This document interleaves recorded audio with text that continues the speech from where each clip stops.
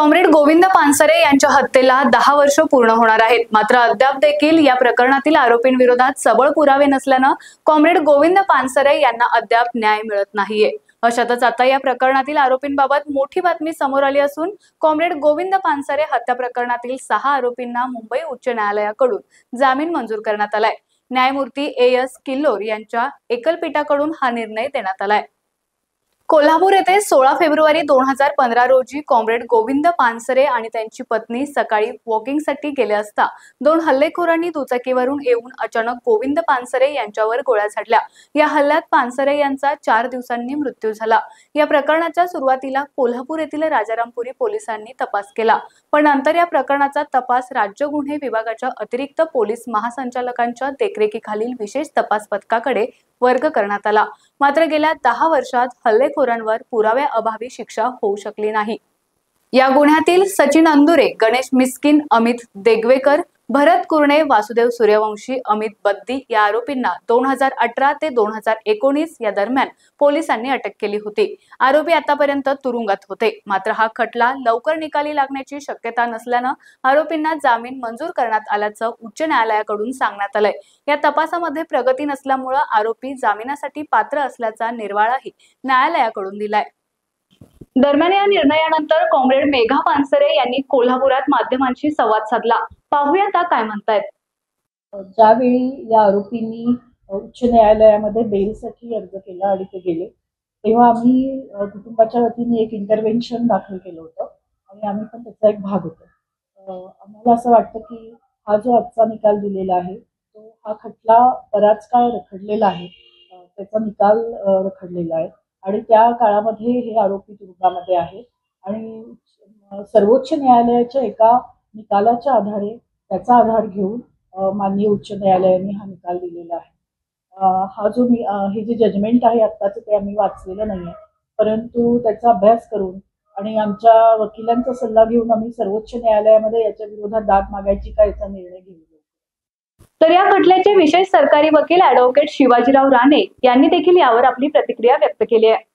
या केसमध्ये फिर्यादीची साक्ष चालू झालेली मागच्या तारखेपासून सरतपास पूर्ण झालेला होता। आरोपींच्या वकिलांचा उलट तपास चालू आहे। आज सुद्धा तो पूर्ण झालेला नाही। त्याची पुढची तारीख 12 नेमलेली आहे। आत्ताच आम्हाला सुद्धा माहिती मिळाली की त्यापैकी 6 आरोपींचा नामदार उच्च न्यायालय मुंबई येथे जामीन मंजूर झालेला आहे। अद्याप आमच्याकडे त्या आदेशाची प्रत मिळालेली नाही।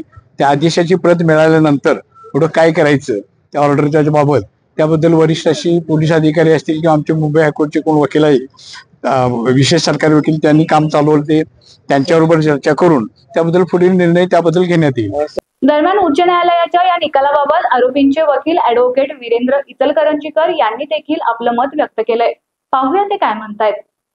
ऍक्च्युअली 7 जामीन अर्ज होते, त्यातले 6 जामीन अर्ज आज उच्च न्यायालयाने त्याच्यात जामीन दिलेला आहे आणि एका अर्जाबद्दल मला जी कळलेली माहिती अशी आहे ती अशी आहे की या प्रकरणात मला अजून थोडं ऐकायचं आहे, आर्ग्युमेंट मला ऐकायची आहेत असं म्हणून तो पुढे त्याला तारीख दिलेली आहे। आणि हे जे 6 जामीन झाले त्यातल्या एका ऑर्डर मध्ये साधारण 2 कारणं आहेत। एक हे जे षडयंत्र नावाचं एक षडयंत्र आपल्या समोर सांगितलं जात आहे की पानसरे केसमध्ये षडयंत्र आखलं गेलं आणि हे सगळं झालं, तर ती थिअरी उच्च न्यायालयाने फारशी मान्य नाही केलेली। हा एक भाग आहे। अर्थात मी पुन्हा एकदा कोल्हापूरकरांना हे विचारू इच्छितो, सांगू इच्छितो महाराष्ट्राला की नक्की हे षडयंत्र काय आहे हे तरी एकदा लोकांना कळू दे। एक रस्ता होता, त्याच्यावरून 2 जण चाललेले, त्या 2 जणांनी गोळ्या घातल्या असं यांचं म्हणणं। त्या 2 पैकी एक हे म्हणाले 2015 मध्ये की समीर गायकवाड होता आणि पुढच्या वर्षी ते म्हणतात की नाही, ते दोघे जण जे गाडीवरचे होते ते सारंग अकोलकर आणि विनय पवार होते। असंही हे म्हणत नाहीत की गाडीवर टिबल शीट माणसं होती। म्हणजे 2 कॉन्ट्राडिक्टरी थिअरी कशा येतात ह्याचं कोडं खरं यांनी सोडवायला पाहिजे, ते अजून सुटलेलं नाही, पहिली गोष्ट। आणि दुसरी गोष्ट की जो एक महत्वाचा साक्षीदार हे गेली कित्येक वर्ष म्हणतायत त्यांचा स्टार विटनेस, तो तिसरीच थिअरी सांगतोय। त्यामुळे हे गौडव बंगाल शेवटी कधी ना कधी लोकांसमोर आलं पाहिजे, ही माझी मीडियाला पण विनंती आहे।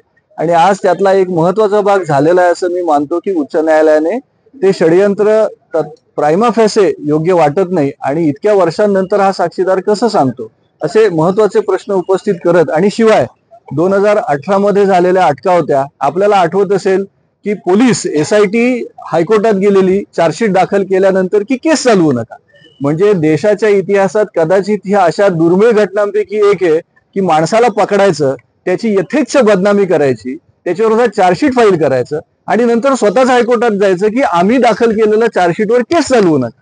ही घटना मला वाटतं देशाच्या इतिहासात पहिल्यांदा इथे कुठेतरी झाली आहे आणि याच्याबद्दल प्रश्न विचारले गेले पाहिजेत अशी माझी विनंती. आज कॉम्रेड गोविंद पानसरे यांच्या हत्येला येत्या 16 फेब्रुवारी 2025 रोजी 10 वर्ष पूर्ण होत आहेत.